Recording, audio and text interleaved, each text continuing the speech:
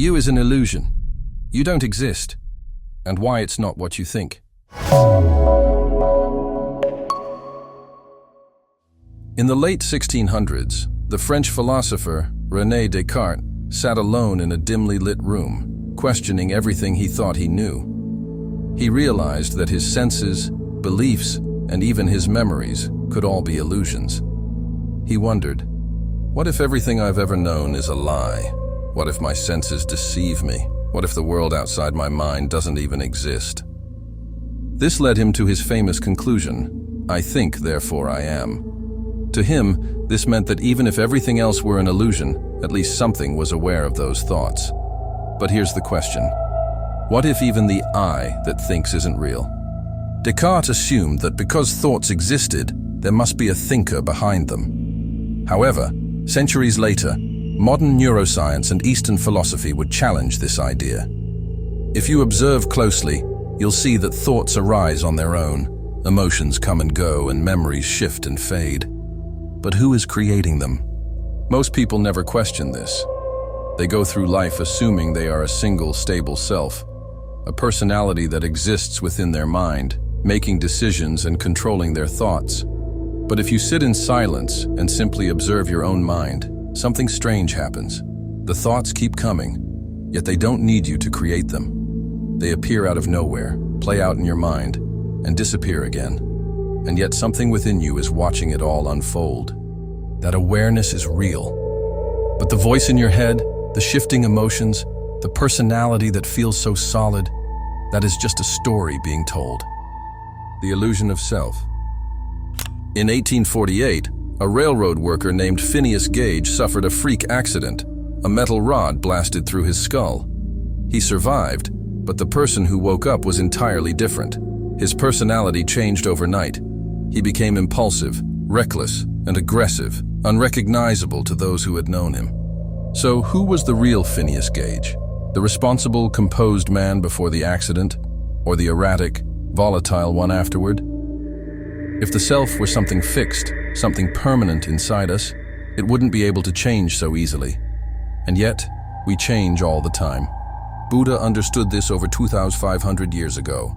He taught that the self is an illusion, not because it doesn't exist, but because it is constantly shifting, like a flowing river rather than a solid object. Even modern science confirms this. Neuroscientists have searched the brain for a central self, a place where our true identity resides, but they have found nothing. Instead, the brain functions as a network of memories, reactions, and thoughts, all constantly changing. And yet we cling to identity. We say, I am an anxious person, I am a failure, I am not smart enough. But if you really look, you'll see that these are just thoughts. They arise, stay for a while, and then pass. Who are you? The philosopher David Hume once tried to find his true self by looking deep into his own mind. He meditated, he searched, and he came to a shocking conclusion. I never catch myself at any time without a perception. I never can observe anything but the perception. In other words, he looked for the self and found nothing, just thoughts appearing and disappearing. So if thoughts come and go, emotions rise and fall, and personality shifts. The illusion of free will. If you were truly in control of your mind, wouldn't you be able to decide your next thought before it happens? Wouldn't you be able to choose to feel happy, sad, or calm at will? But you can't. Thoughts happen to you. Emotions happen to you. This is what makes the illusion of self so convincing. The moment a thought arises, the mind claims ownership over it. I'm thinking this. I'm feeling this.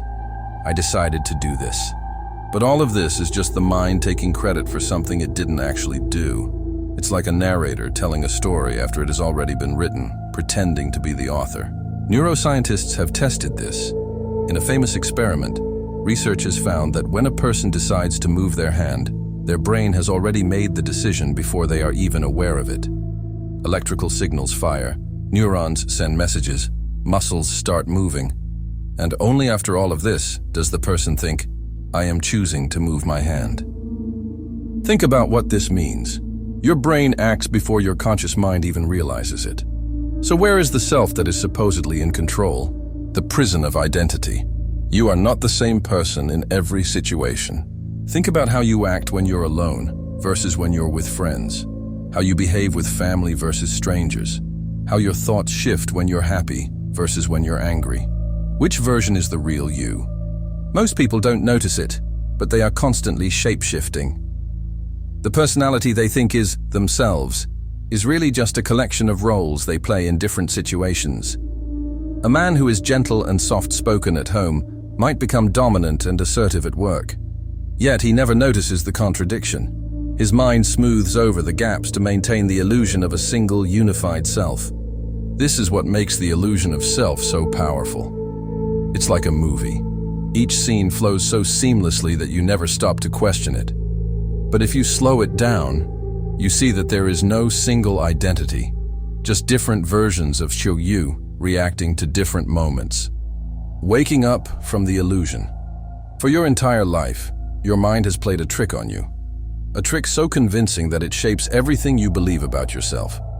It has convinced you that you are in control, that there is a real self inside you making choices and steering your life. But once you see through this illusion, everything changes.